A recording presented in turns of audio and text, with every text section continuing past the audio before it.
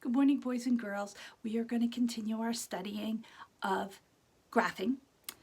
Our first lesson in chapter 7 dealt with pictographs. And pictographs were graphs where we used symbols or pictures that related to the topic that we were trying to graph. And each picture represented some quantity of number of items in that category. We did a graph about the breeds of dogs at a dog show, so we used a bone as a symbol. And then when we did something later on with bicycles, it's a little complicated to draw bicycles, so we picked another symbol. We picked a smiley face because that was easy to break in half if we needed to, and it was a quick drawing. And it was something that somebody could interpret very quickly, which is the whole reason why we use graphs, if you remember. It's to see information visually, and it's easier sometimes to interpret all that information, where if it's written in a long list, sometimes it's more challenging to do that. And the benefit of having a graph is because it's quick. All right, so today we're going to talk about bar graphs. Now, this is not the first time you've heard bar graphs. You've heard of them when we've seen them in social studies and science and in our reading books. You studied them a lot last year and the year before that in math class. So we're going to study them again. Sometimes, though, we tend to see bar graphs where the bars all run side to side. And it's a little more challenging to make a graph that goes vertically instead of horizontally. But we're going to tackle that today. Okay, so you need your textbook, open to page 242. You need your notebook, open to the next blank page, where you can write chapter 7-2, bar graphs, and today's date. And then you need a pencil, obviously, to write with. Okay, so let's talk about a little vocabulary. Horizontal means side to side, like the horizon. When you're at the beach and you look out to where the ocean meets the water, that's the horizon. That's horizontal. It goes side to side. Vertical goes up and down. Okay?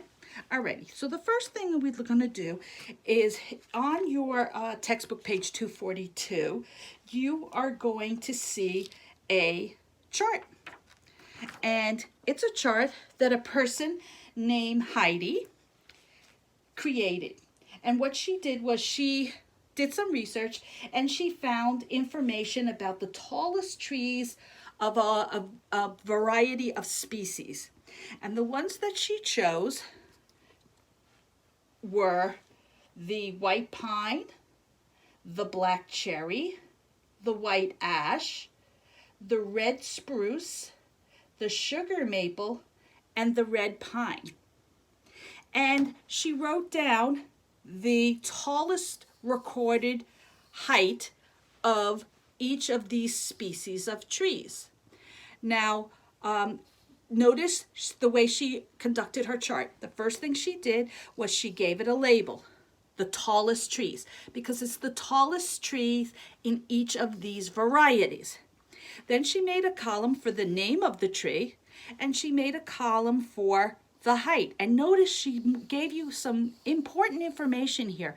It's the height in feet, because it's important for the reader of your graph to understand what information is on it. So height in feet. So now she just has to write the number of feet of the tallest recorded tree.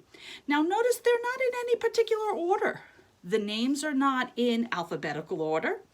The sizes of the trees are not in any kind of order either. 160, 115, 145, so it goes up and down. So nothing is in any particular order in this graph. Okay, it's just a list of the information. Well, let's say she would like to take this information and put it into a vertical bar graph, which means it's vertical, it's going up and down, and it's a bar graph because it's going to have bars to represent the quantity of information. Okay, so the first thing she did, let me just switch out my papers here. The first thing she did was she first used the data from her chart. Sometimes it's a tally chart. This time it's not a tally chart, because who would want to make 160 tally marks? Or even at the very least, 115 tally marks. That would be an awful lot of tally marks. So it's much easier in this case to just write the number, okay? So she used the numbers in this, which is also on page 242 in your textbook, to make a graph. So the first thing she had to do was she used the vertical side here, the vertical side, to measure how many feet in height each tree was. So that was the tricky part. Sometimes you would put the names here and write the bars going this way with all the different heights down here, but we're doing it differently today. We're doing it vertical. The bars are going to go up and down. You still have to have an x-axis going side to side and a y-axis going up and down, but we're going to change the way the bars are going to go based on where we place our information on this graph. So she first put the scale. Okay, she put her scale here. She started with 0 at the bottom, and then she went up in increments.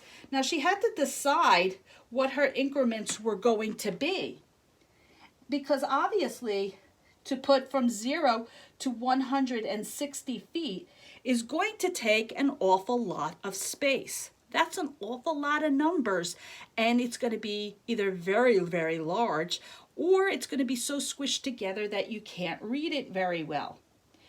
So what she decided to do was to use increments of 20. 0, then she drew her first line, which was at 20 feet, then 40 feet for the next line, 60, 80, 100, 120, 140, 160. That was way less of measurements than having to list all 160 of them. Okay, so she did them. Each line is going to represent an increment of 20 feet. And that's fine, because as you can see, there are none of our heights here that are smaller than 20 feet. Okay, so 20 feet is a good number. Okay, when you look at all the numbers in your data chart, when you look at all these numbers, it makes sense to use a larger scale. Okay, and you have to change that. Not every graph is going to have a scale of 20. Sometimes it's only going to be 2, like it was in yesterday's examples, or 10, or 5. But in this case, because we're dealing with large numbers, our scale has to have bigger increments. Each line has to represent a larger increment, a larger number, in this case, feet. So she marked from 0 all the way up to 60. If I was creating this graph, I probably would have went up to 180, because remember I told you I always like to go a little bit past whatever the highest number is, so that I don't confuse the person who's reading my graph, that I don't want them to ever think, ooh, did she run out of space? Or did it get cut off when she made the copy? So I always put just a little bit more on there. But in this case, they didn't, okay? And that's okay, because the way it goes, we see the title there, so we know that, you know, she didn't go with her bar all the way up to the title, okay?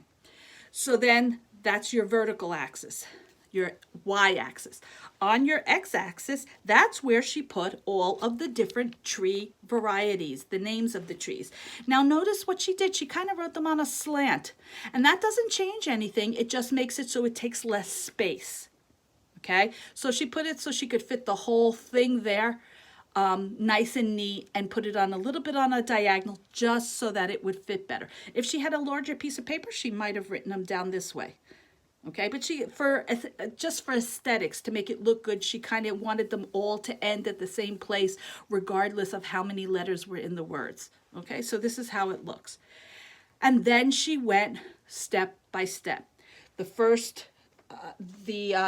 thing in our not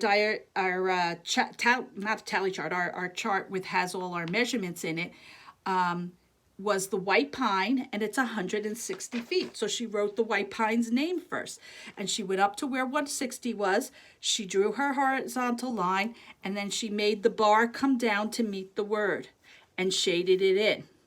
Remember, I told you yesterday it was important to shade in, because otherwise you can't, with all these lines, and as you start to get a whole lot of bars in here, if they're just hollow, it makes it difficult sometimes to see what's a space and what's a bar. So I always shade them in, even if it's just with my pencil. And then she went to the next item, which was the black cherry tree. She wrote the name down the bottom, and she made a bar. Now she landed at 150. The measurement is 115, and we don't have a 115 on our scale here. So what she had to do was she knew 115 was going to come in between 100 and 120. But it wasn't going to be like halfway, because halfway between 100 and 120 is 110. So it had to be a little bit more than halfway, but not touching the line. Now, it doesn't have to be perfect, because you could say, well, it's halfway between the halfway mark and the line. Use your best judgment. You know it's more than halfway, but less than all the way to the next line. Then she did her next tree, which was the white ash, and that's 145. Well, we don't have 145 on our chart here either. So what she did was she knew it was more than 140, but not 160. But this time it's much closer to 140. So she went to the 140 line, and she went just a little bit above it, because it's way closer to 140 than it is to 160. Then she did her red spruce, which is 130. Now there's no 130. But this one's much easier than the other two, because halfway between 120 and 140 is 130. So she went right to the halfway mark between those two lines, and she drew her bar down and shaded it. Then she did the sugar maple. The sugar maple is 135 feet. Now here again, it's a little bit tricky, because we don't have a 135. So we have to go again between the 120 and the 130, and we already know from this one that 130, the halfway point, is in between these two lines. Now we're going to 135, so it has to be a little bit higher than this one. This is 130, so this has to be a little bit higher at 135, but it can't touch that 140 line. But 135 is pretty close to 140, much closer than it is to 120. And then finally, she had the red pine, which is 115. Now you already, she puts the red pine name there, but you've already got a 115 already. You did that when you did your black cherry. So now all you have to do is take your ruler or the edge of a piece of paper, and you just have to make sure that you do this bar at the same height as this bar, and then you shade it in. So this is how, now all your bars are going up and down, and there's all your information for you. All right. Now, after you get your bars in, you have to give your graph a title. So we made sure already that we wrote what the scale was, that it was feet in, height in feet. That's our label for this axis. And we know that these are all the names of the trees, but it's a good idea to put that also on the bottom. Trees, names of trees, variety of trees, something that tells the reader what this information is, just in case they can't figure it out by the names. They need to know what these numbers mean, so that's why you write height in feet. Now you have to give it a title, and you should use the same title that you used in your chart, tallest trees. Now your graph is complete, and now you can answer questions about it.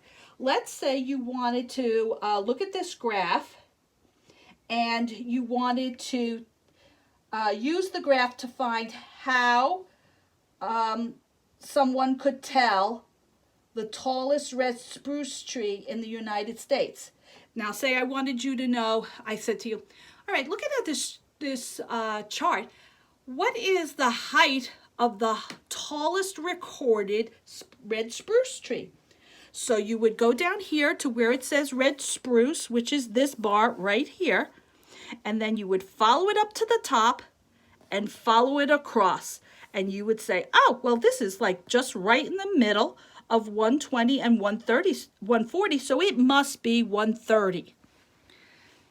Now, what if you wanted to use this graph right here, this bar graph, to answer, if I asked you, which tree is 160 feet tall? Could you look at this and figure it out? Yeah, in this case, you look at the number first, 160 feet, and then you follow it down to the name, and you would see that the name is white pine. What if I asked you, how much taller is the white pine than the shortest tree? So now you have to find out which is the shortest. So you look at all your bars here, and you say, well, which one's the lowest? Because that means it's the shortest height. And look right here. The shortest one is right here with the black cherry. And the black cherry measures, let's see, where is black cherry? Black cherry measures above 100, above the halfway mark of 110, but not as high as 120. So it's 115 feet.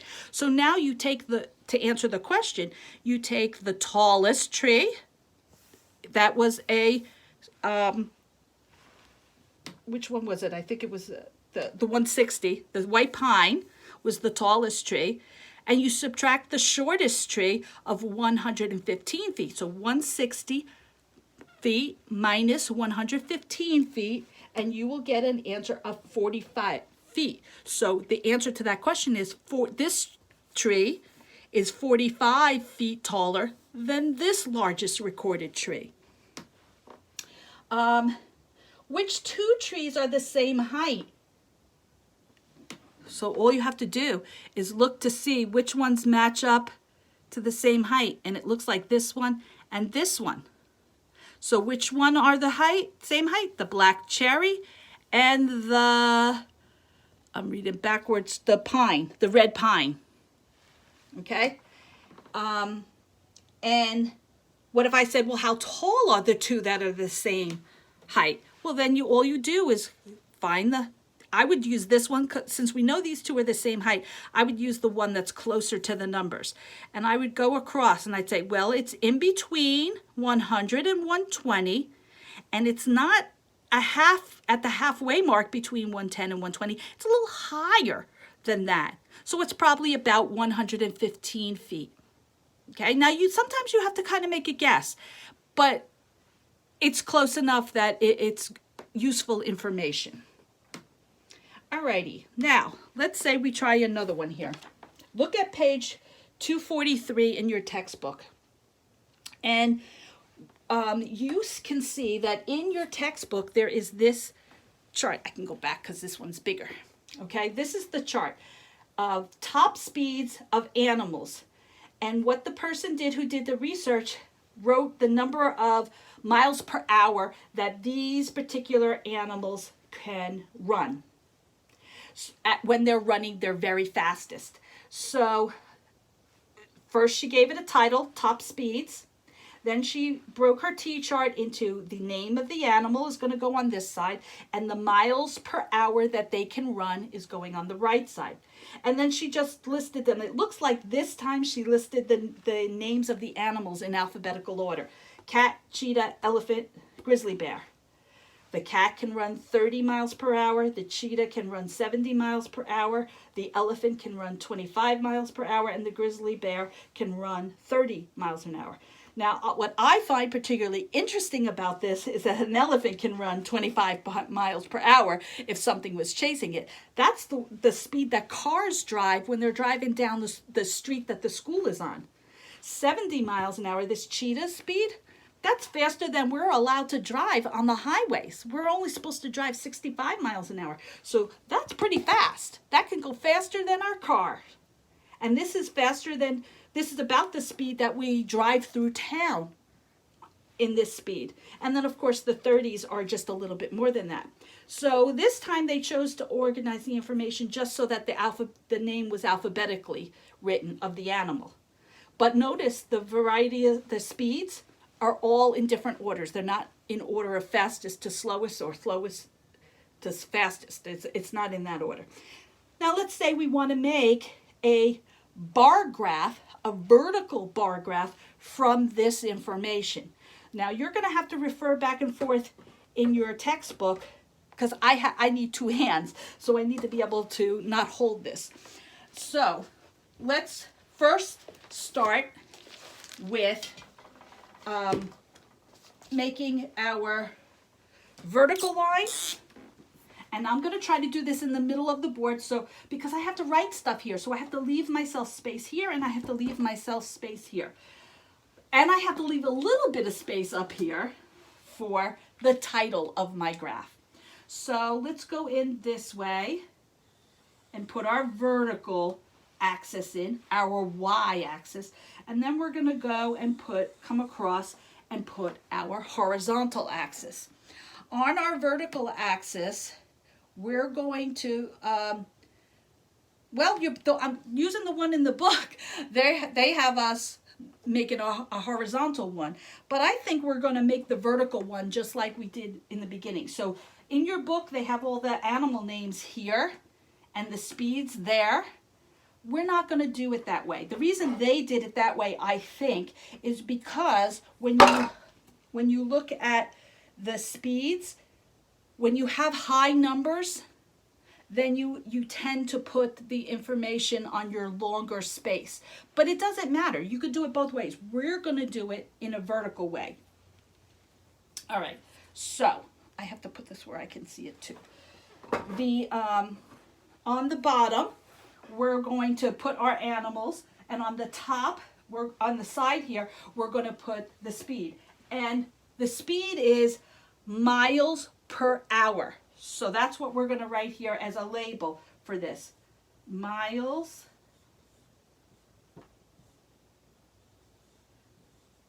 per hour. That's what's going on this axis. And now we have to figure out what increments we're going to use. We have, 30, 70, 25, 30 again. So we don't want to since we have to go all the way up to 70, we don't want to do every line equals 1. We don't want to use a 1-to-1. We don't even want to use a 2 or 3 because we're still going to have to make lots and lots of lines. And then when you have to put the numbers in, it gets all crammed and squished together and it gets very hard to read. And remember, the purpose of doing a graph is to make it easier to interpret the information. It's not supposed to make it harder. If it makes it harder, you might as well just stay with the original chart or paragraph or something if it's going to be harder. So small numbers aren't going to work too well. We're not going to want to do as much as 20 like we did in the other example, because remember, that was going all the way to 160. We're not going all the way to 160. We're only going to 70, maybe 80 or 90. So maybe instead of doing increments of 20, maybe our scale should be increments of 10. Let's use that and see how that works. If it doesn't work, we can always change it before we draw all our bars and everything in. We'll know if it's going to work when we look at trying to put the information onto our axis here. So down here is going to be 0. Let's make this one 10, 20, 30, 40, 50, 60, 70. And remember, I like it to go higher than whatever your highest number is going to be. So let's do this at 80, okay? Then I try to space my lines.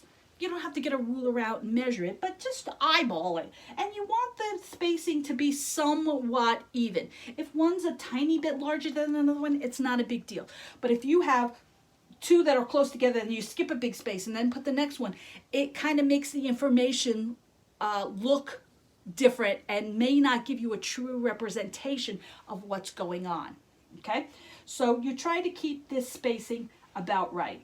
Now we have to put in how many? 1, 2, 3, 4 animals. So we can write them down here. The first animal, I'm going to space it out a little bit because I got all this room. The first animal I'm going to put is the cat. And then the next animal is going to be the cheetah. And the next animal is the elephant. And the next animal is the grizzly bear. I'm going to write GR, bear, so that it's not too squishy. Okay? All right, so now I have to use the information in my chart to figure out how high to make each of these bars. Okay? So let's start with the cat. The cat can run 30 miles. So this is our miles per hour, and this is the names of our animals. So we have to label this too, just in case whoever's looking at our graph doesn't know cat, cheetah, elephant, grizzly bear. Okay? Alrighty, so according to our chart here, the cat can run its fastest at 30 miles per hour. So I have to find 30 on the graph. So I'm lucky, it's right here. So what I do is I find 30, I come out over where the word cat is written, and I draw a horizontal line at the 30 mark, and then I go down and make the bar. And then I shade in the bar. Now the more I color it, the lighter it's going to get. So I have to leave it with some white spaces in there otherwise, because I'm using the dry erase marker. But you should try to shade it in as much as you can with your pencil. Okay, then the next item would be the cheetah, the next animal. And the cheetah is 70 miles. So now we're going to go way up here to the top. Okay, we're going to come out over where the cheetah's name is. And we're going to draw our horizontal line by 70, and we're going to come down for the cheetah. And then we're going to color it in. You're going to try to color it in as much as you can, because again, I have the dry erase, and it starts to wipe off the ink the more you touch it. Then we have the elephant, our third one. I'm going to, as I can see, I wrote them a little too close together here. So I'm just going to erase it. That's why we use pencil in math class. We use erasable things. And I'm going to do elephant here, a little bit away from the one for the cheetah. Now the elephant is 25. I don't have a 25. But 25 comes between 20 and 30. And it breaks, these increments of 10 break into 5 very easily. So we know that it's 5 more than 20 and 5 less than 30. So you go, it's the halfway point. So you go in between the 20 and the 30, and you come over where the elephant title is, and you draw your horizontal line, and then you make your bar. And then I have the grizzly bear. So I'll put my grizzly bear name on my chart. And I see that it's 30, so it's going to fall nicely. I already have a 30 here, so I'm going to use the edge of my paper or a ruler or something. And I'm going to, now see, when I do this, I'm noticing that I went to a little bit too high, didn't I, with my elephant. So I'm going to take a little bit of this off because it was a little bit too high. It has to be smaller than 30. Okay? My arm went crooked apparently when I went over there. So that's a good time to fix it. So now I'm just going to fix this a little bit too. So now I can come over here to 30 over my elephant.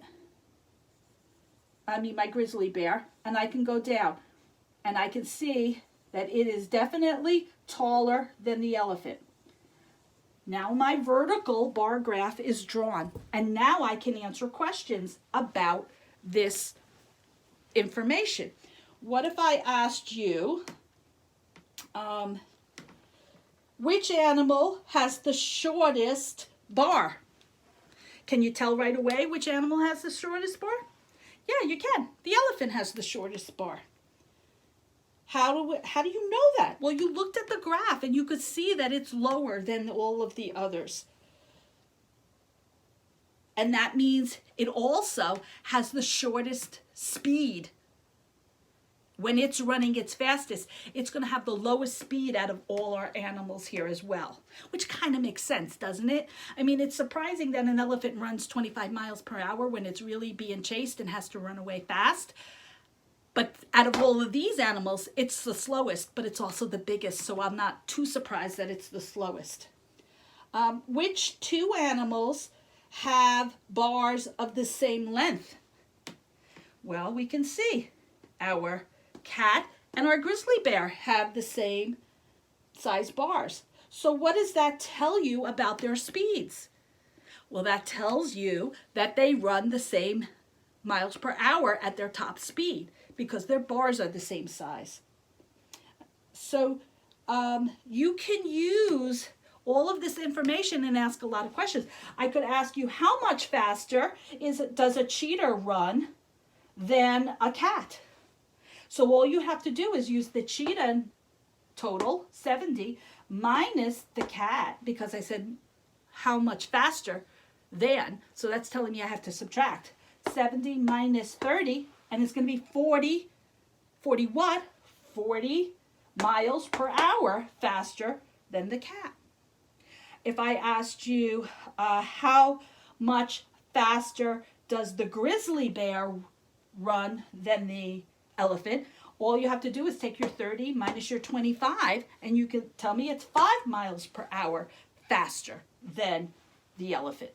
So you can use this information, you can use this graph to find information quickly, and it's a visual, quick representation.